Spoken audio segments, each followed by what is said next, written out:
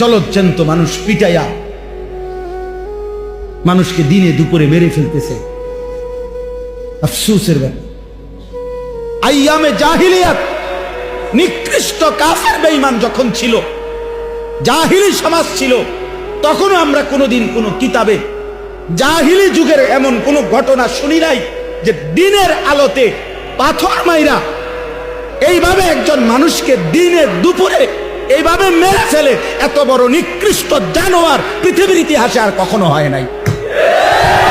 এত বড় জানোয়ার, এত বড় কুত্তা পৃথিবীতে আর কোনোদিন জন্ম নেয়।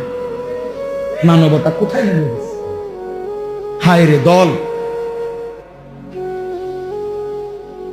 হায় রে ক্ষমতা, হায় টাকা, হায় চাঁদা। ঢাকা এত দরকার হয়ে গেল।